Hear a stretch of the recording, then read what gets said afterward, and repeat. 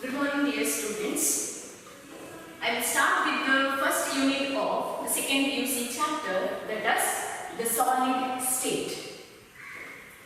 Now, as we all know that matter exists in three different physical states. They are solids, liquids and gases.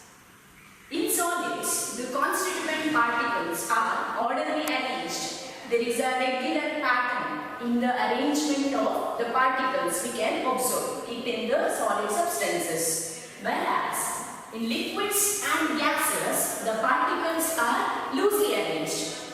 Therefore, the liquids and gases, they are together.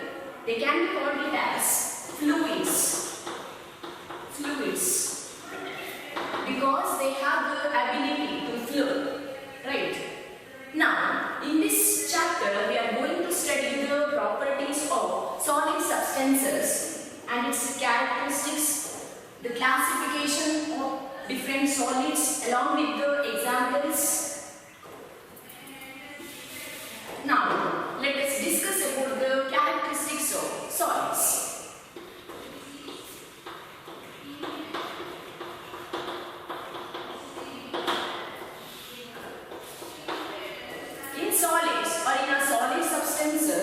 The particles, the constituent particles are orderly arranged. So because of that reason, we can say that any solid substances, it possess a definite mass and even definite shape and definite volume. Right? So the first characteristics of solid substances, it has definite mass, volume and definite shape. The next characteristics of solid substances, they are incompressible.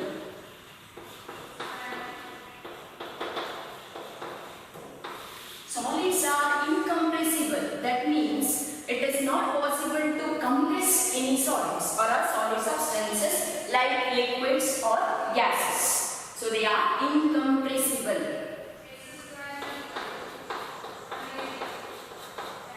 And in solid substances, you can observe here that the internuclear distances are very short. We cannot say that there is no space within the earth.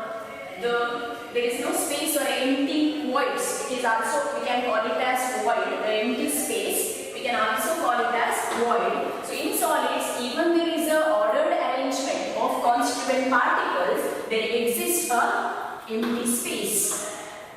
Right? So we can say that internuclear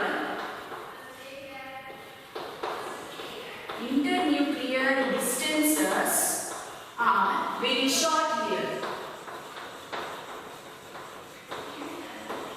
Very short.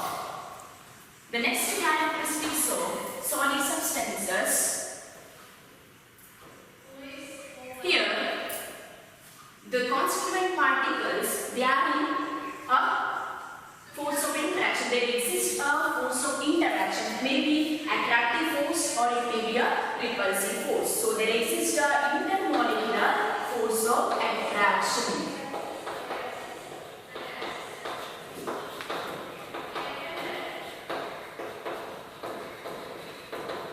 So there is a intermolecular force of attraction there in between the constituent particles. So this is about the characteristics of solid substances.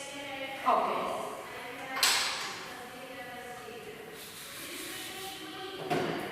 Now, the classification of solids.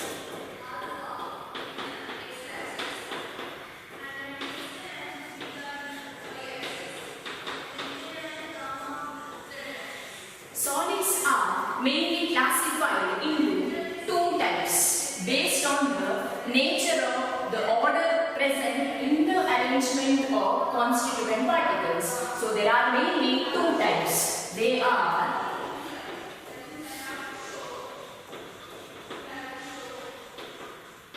crystalline crystalline solids and amorphous.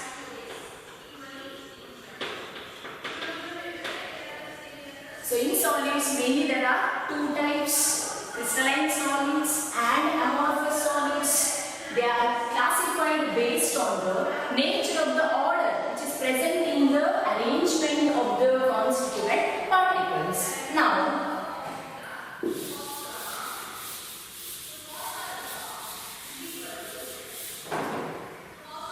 dear students, make three columns here. In the first column, you write property, and in the next column, write crystalline solids. Next, here you write amorphous,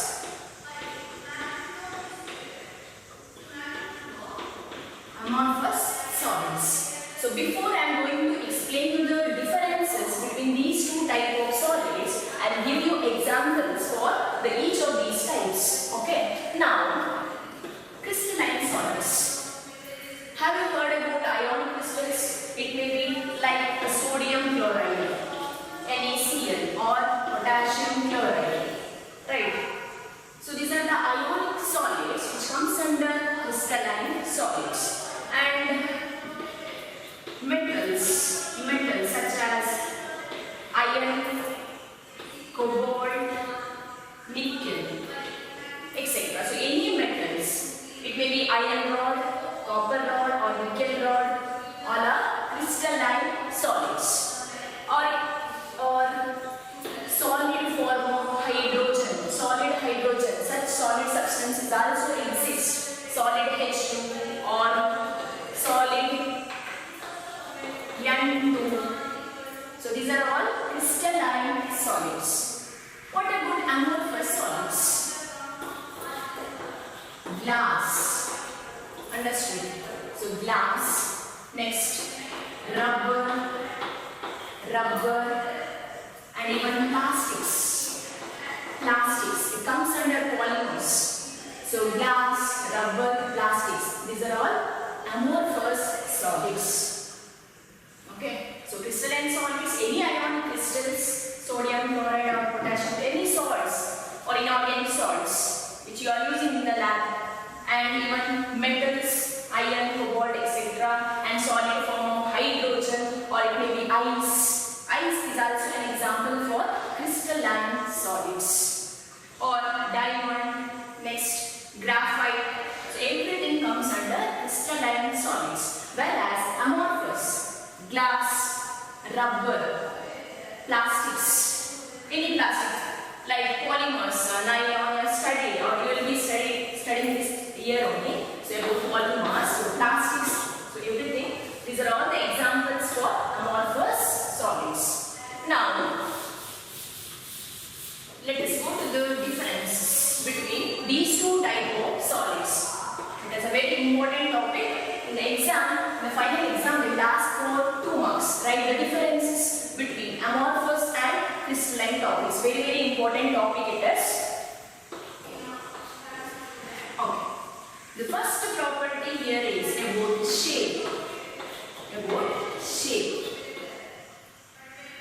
In crystalline solids, the constituent particles, they are orderly arranged, or we can say that they have a definite geometrical shape.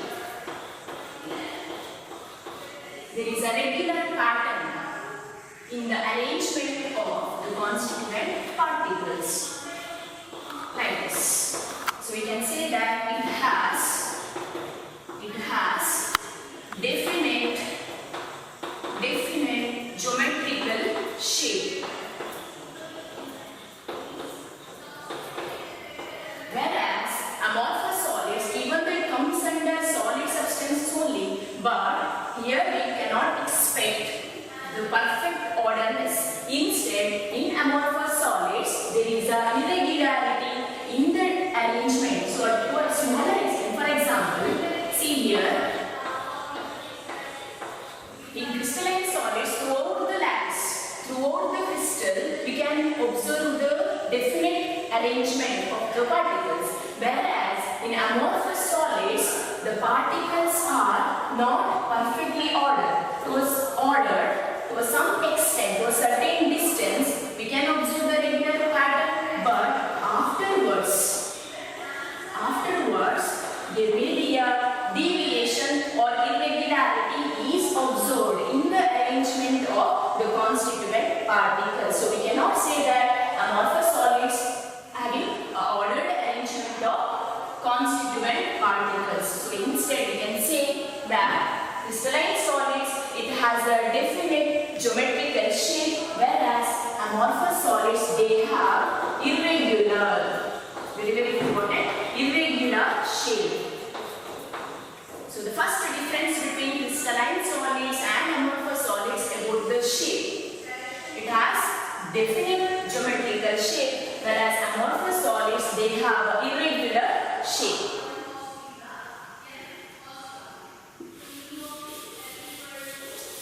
So that's the first difference. Definite shape, irregular shape. Okay, understood? Next property is melting point. Melting point. So what do you mean by a melting point? It is a temperature at which the solid substances gets melted or gets converted into a liquid state. Now, crystalline solid, it has a sharp melting point. The term is very important here. It has a sharp melting point. You cannot write it as high melting point. There is a difference between sharp and high. So always in the exam, while writing the exam, I have to write here sharp melting point only. So crystalline solids has got sharp melting point.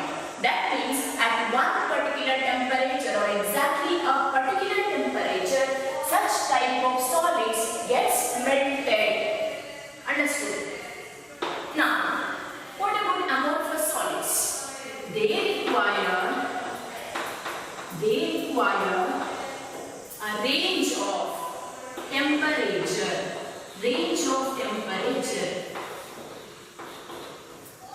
Or they soften, I'll write like this. They soften over a range of temperature. Amorphous solids, usually they require a range of temperature. For example, plastics. If you need to melt the plastics, then, for example, consider, just imagine, 100 to 200 degrees Celsius. For any crystalline solid to be melted, then the temperature must be definite or exactly one particular temperature is must. So at 100 degrees Celsius, it gets melted or it gets converted into liquid state. But in here, in amorphous solids, it will take a temperature range. Begin 100 to 200 degrees Celsius, amorphous solids gets melted. So they soften over a range of temperature. Here there is no definite temperature. So what is the difference? Melting point, crystalline solids has sharp melting point, whereas amorphous solids, they soften over a range of temperature.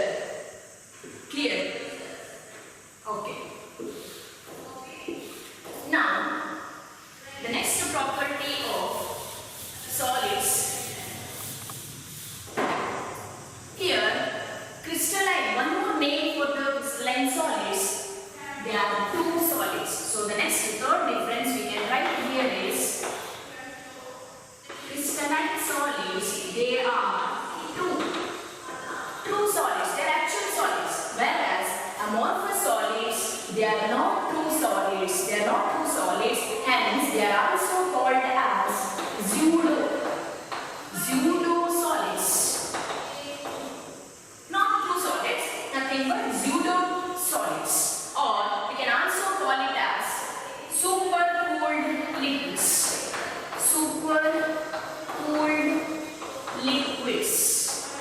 Supercooled liquids. What does it mean? Super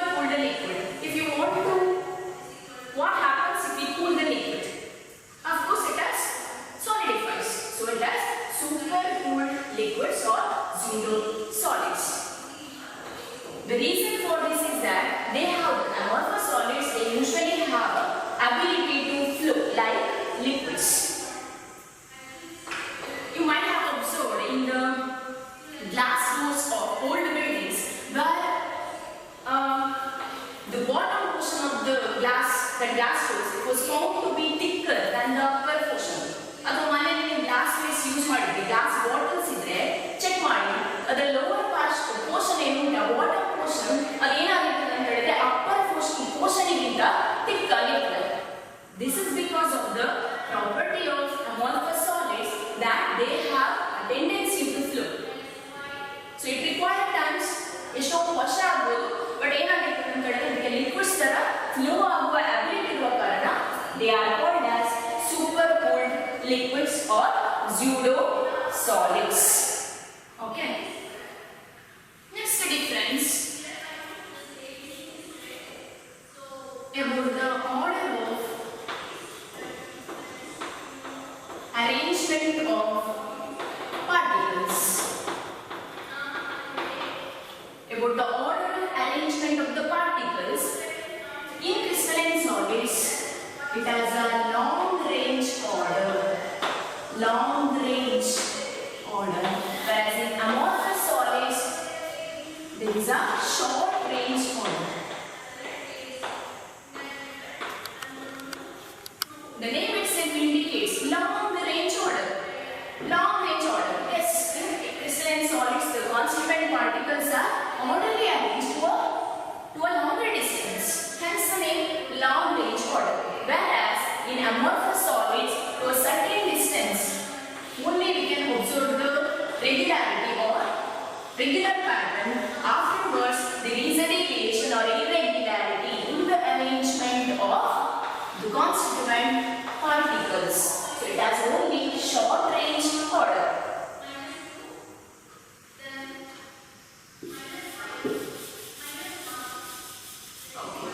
The next property is about isotropy. Very important term, isotropy. See, in crystalline solids, they are anisotropic.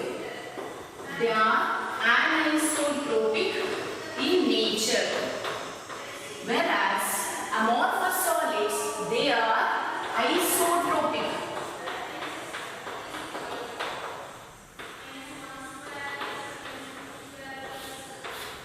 What do you mean by anisotropy? Anisotropic in nature. So, I will explain with the examples. I'll take an ionic crystal. Consider sodium chloride crystal. Sodium chloride, which consists of both cations and anions. Right? Sodium is cation, anion is Cl minus. So I will write the rough structure of sodium chloride. It's not the actual structure.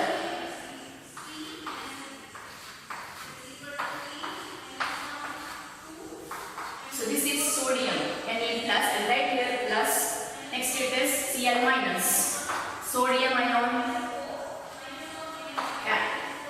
anion, again cation plus anion.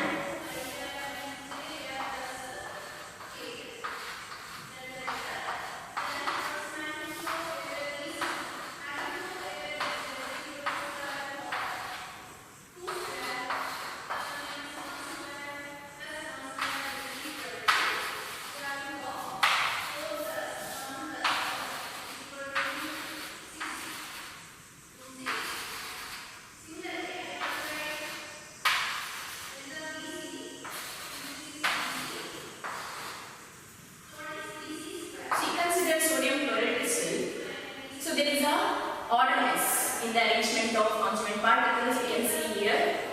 If I consider or if I want to measure the physical properties, it may be color, density, and refractive index. So all these are physical properties. So if you want to find out the physical properties of any solids, so here I have taken crystalline solid. So in order to find out, so I consider only, if I consider this direction, I am measuring the physical properties of the solids along this direction. The whatever the value I get here, let let it be.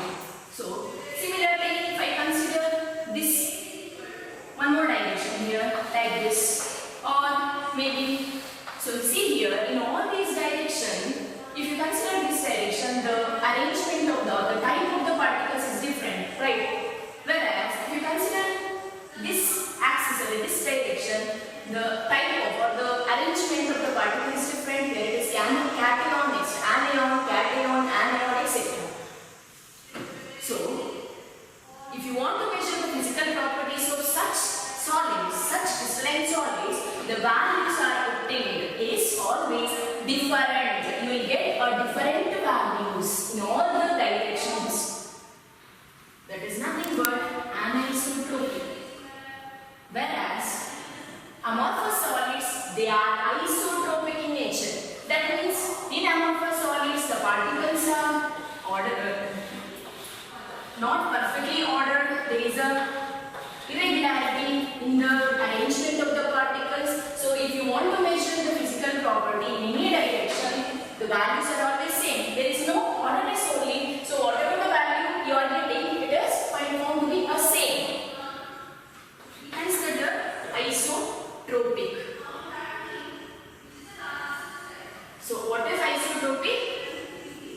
Isotropy means the physical properties, the values of physical property, if it is found to be a same in all the directions, then it is isotropic. If you get the physical values of physical properties as different values, then they are anisotropic in nature. So that is about isotropy. Okay.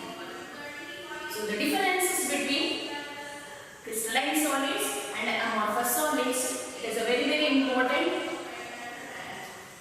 You may ask to write the differences between crystalline solids and amorphous solids for 2 marks.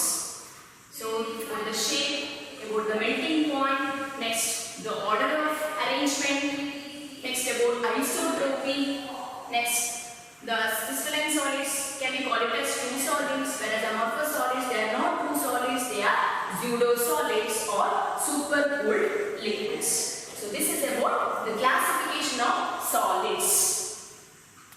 Hope you all understood.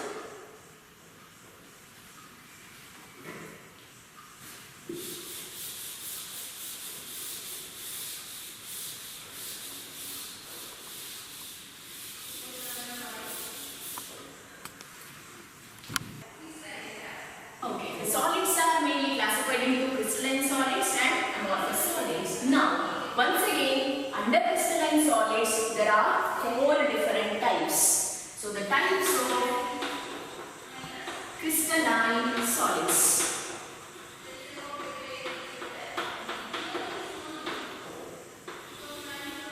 Types of crystalline solids, there are 4 different types. They are Ionic solids, metallic solids,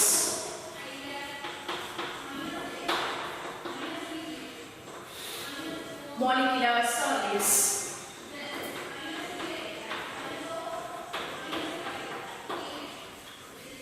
and covalent or network solids.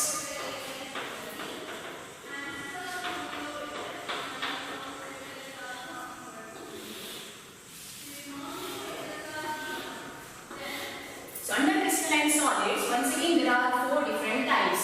These are classified, that is ionic solids, metallic solids, molecular solids, covalent or network solids. They are classified based on the type of force that exists between the constituent particles.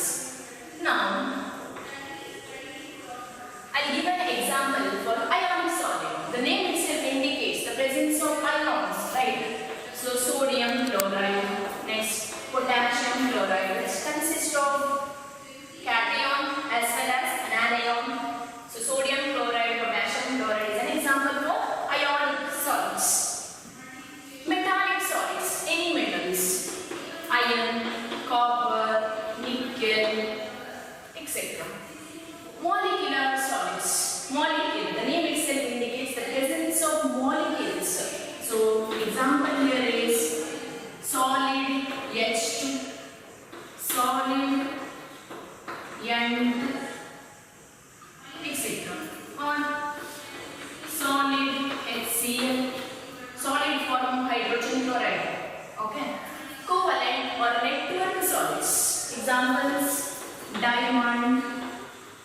graphite, silica, etc. Now, consider ionic solids.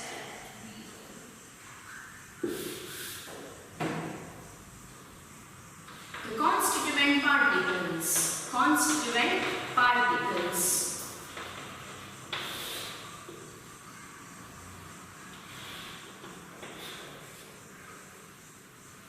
Note it down here, students. Right here, constituent particles. So in ionic solids, what are the constituent particles? They are cations and anions. So the constituent particles of ionic solid is cations and anions. Anions are the constituent particles of ionic solids. Metallic solids, metals. What are the constituent particles? If you consider iron rod. So what are the constituent particles are iron atoms itself, right? So here the constituent particles are metal atoms. Molecular solids. See here I have written solid H2. That means the constituent particles in this type of solids is always molecule only. So the constituent particles are molecules, or it may be atoms. Remember, molecules or some other solids, some other molecular solids, the constituent particles are atoms also. If you consider noble gases, noble elements, group 18 elements like helium, neon, argon, they also comes under this type of solids only. So in molecular solids, the constituent particles are molecules and even atoms. Next, the last type is covalent or network solids. Covalent, for example, here diamond. What is the main composition, or which is the element present in a diamond? Yes, carbon. Even in graphite, carbon. So carbon, whether it is a metal or non-metal, of course it is a non-metal. So covalent bond or covalent compounds always formed by the non-metallic atoms. So in diamond, graphite, carbon is tetrahedrally bonded to the neighboring carbon atoms. You have studied it in the first year chapters. And in graphite, here also the atom is carbon, whereas in silicon, the silicon is bonded to the neighboring silicon atoms. So we can say that in covalent or network solids, the constituent particles are non-metal atoms.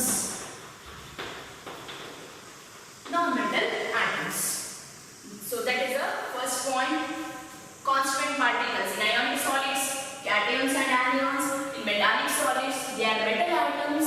In molecular solids, they are molecules and atoms.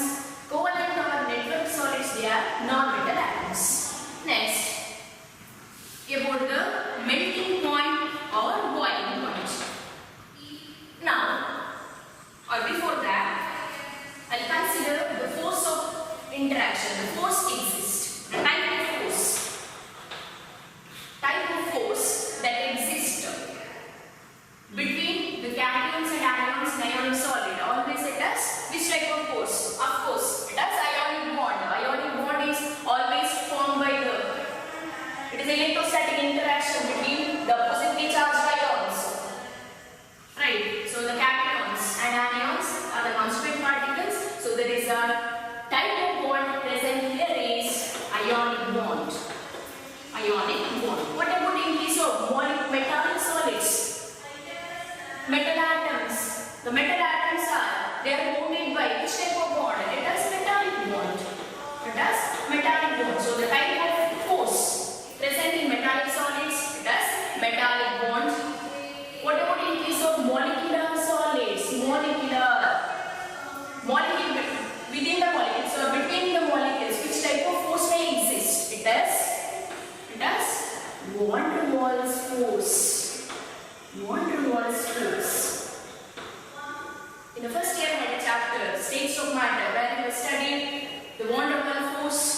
its types. There are three types: dipole-dipole interaction, dipole-induced dipole interaction. The last one is the weakest force among those three. Which one? The London force or weak dispersion force. We studied, right? So, in molecular solids, the type of force exists is van der Waals force. In covalent or network solids, of course it is covalent bond.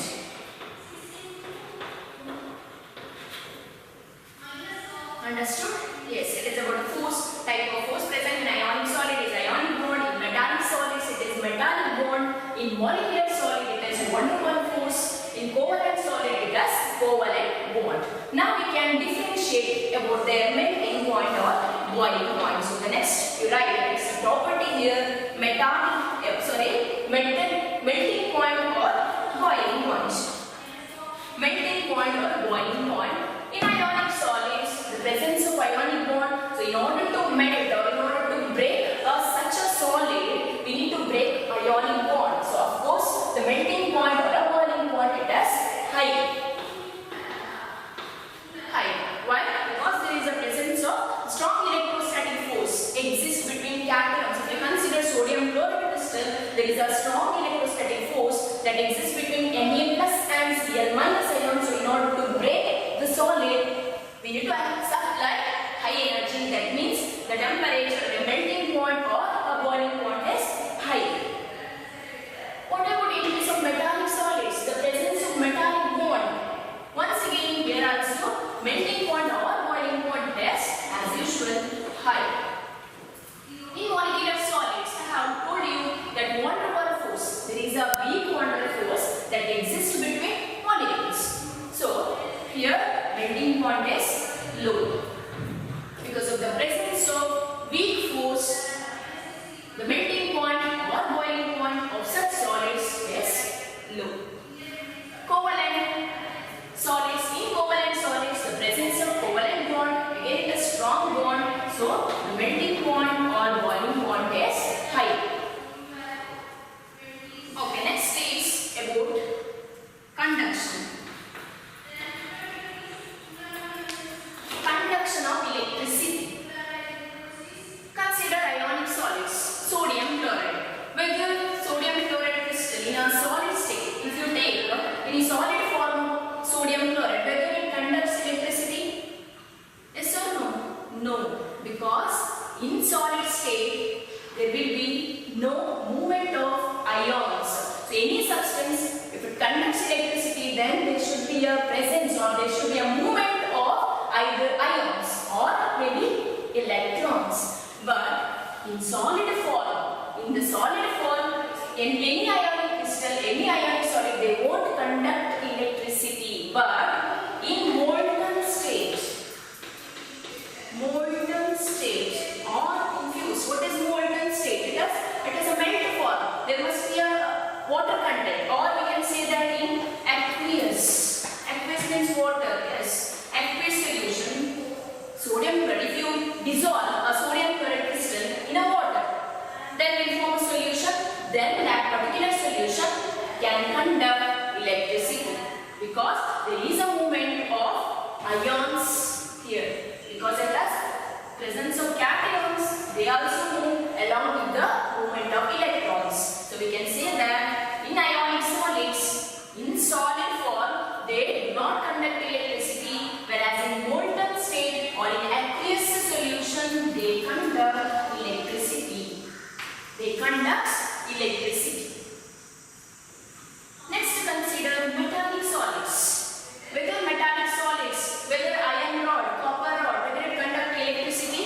Yes, because it is a metals. Metals are always electron donors. They conduct electricity because of the movement of electrons. So the conduction is high here. They conduct metallic solids. They conduct electricity. What about molecular solids?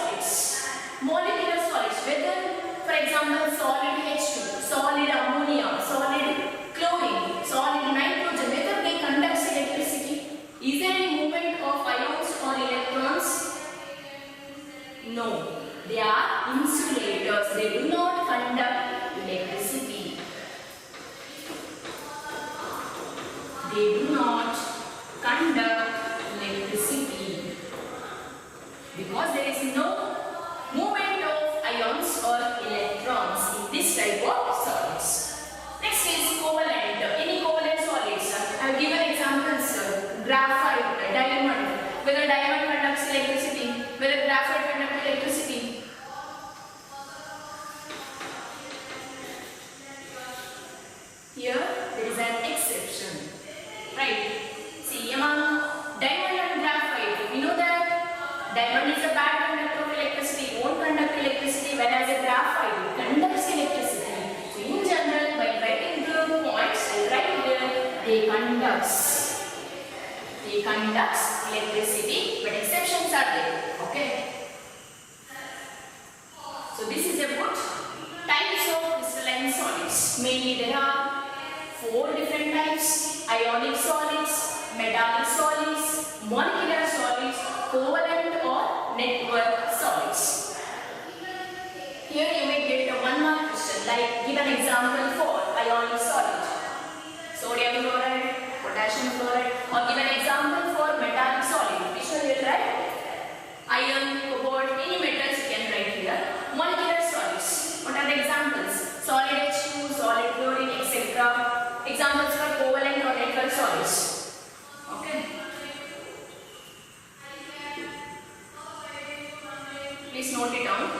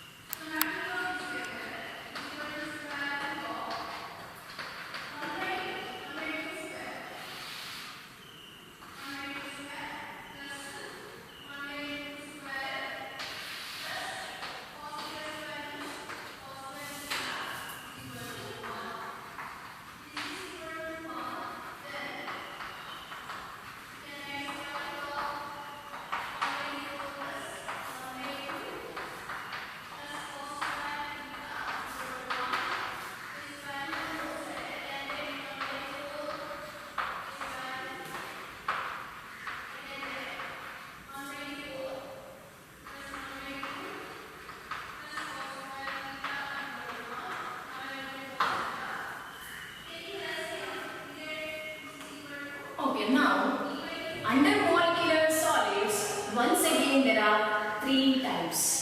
Okay, we have studied the classification of solids, 2 types: crystalline solids, amorphous solids. Under crystalline solid, once again there are 4 types: ionic, metallic, molecular, covalent. Again, under molecular solids we have 3 different types. Polar. First one is polar molecular solids. Polar. Next is non-polar molecular solids. Next is hydrogen bonded molecular solids.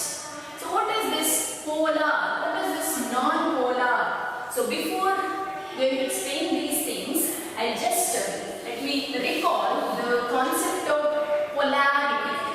Okay. Polarity. What is polarity?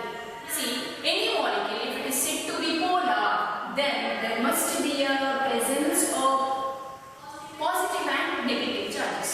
So take any example. I'll consider HCl. Whether HCl is polar or non-polar. See, in HCl, we know that chlorine, which is a group 17 element, halogen it is, having a tendency to accept the electrons. You all know, right? Why to accept the electron? Why it is electronegative? You have studied. It is a basic concept.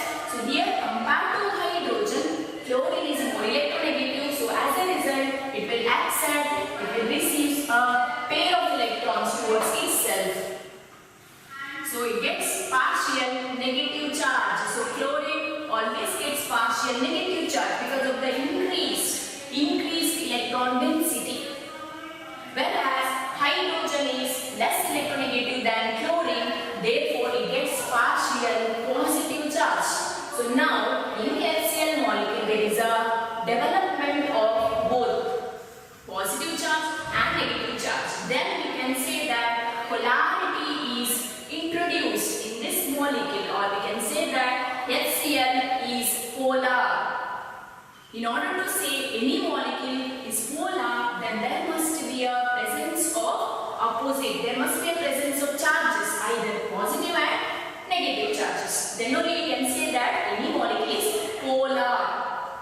I'll take one more example. See here, H2. It has hydrogen molecule. I can also write like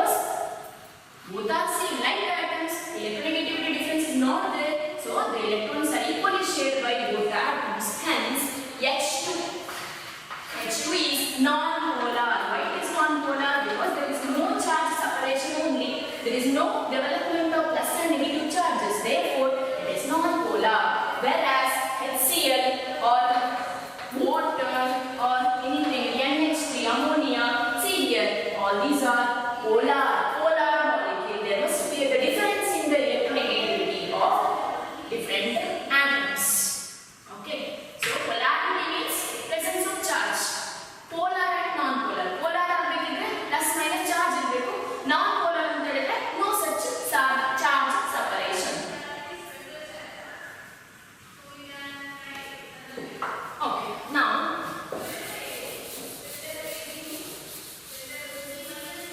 let us consider polar molecular solids, non-polar and hydrogen bonded molecular solids. So in molecular solids, the constituent particles are molecules. I have explained it already. Molecular solids, the constituent particles are always molecules. Here we have to take unipolar molecule. So I'll give an example.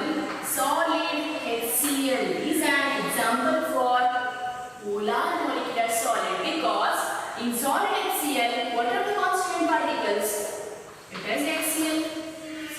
The next constituent particle is also HCl. HCl like this.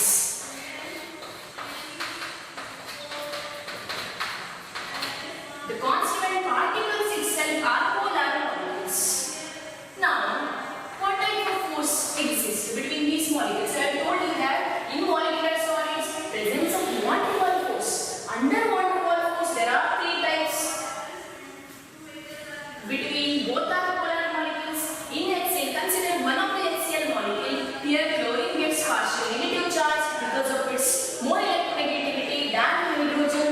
So hydrogen with a positive charge. So what happens here? The negative charge or the negative end of this polar molecule, it will attract or it will in contact with the positive part of hydrogen or any other neighboring polar molecule. So as a result, there is a polarity, there is a force which is called as dipole-dipole interaction. Dipoles, di means two ends with the opposite charges. So dipole-dipole, both are polar molecules. The type of van der Waals force here is dipole-dipole. Dipole-dipole. So in polar molecular solids, the constituent particles are polar molecules. Understood? Polar molecules. There exists a van der Waals force that is which type it as dipole-dipole interaction. Now, non-polar molecular solids. Non-polar.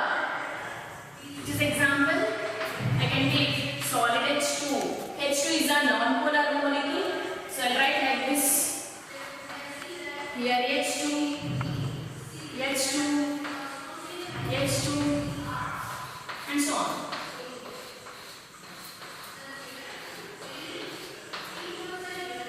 Here the constituent particles are non-polar molecules. Since it is molecular solids, we have to take molecules. So here non-polar, H2 is a non-polar molecule. So here the force to exist between these two non-polar molecules are weak force, London force, induced dipole interaction. The types of van der Waals force, the last force, that is weak force, London force. Okay. Now, third type, hydrogen bonded molecular solids. Hydrogen bonded. What do you mean by a hydrogen bond? Hydrogen bond is a force of interaction that exists between, always it exists between hydrogen atom and electronegative elements such as nitrogen, oxygen, fluorine. Okay, hydrogen bond exists between hydrogen and electronegative elements such as nitrogen, oxygen, fluorine. Now, what is this hydrogen bonded molecular solids? Take an example of ice. What is the composition? Of course, H2O, right? H2O. So, in hydrogen bonded molecular solids, the constituent particles are molecules only, and In hydrogen bonded molecular solids, the constituent particles are molecules where it contains hydrogen atom. In H2O, I can write like this. See, right. Compared to hydrogen atoms, oxygen is more electronegative, so it gets partial negative charge. This will form a bond. Which type of bond? Hydrogen bond. Hydrogen bond is always represented by dotted lines. You know it, right? Like this. So here oxygen will form a hydrogen bond with another water molecule like this.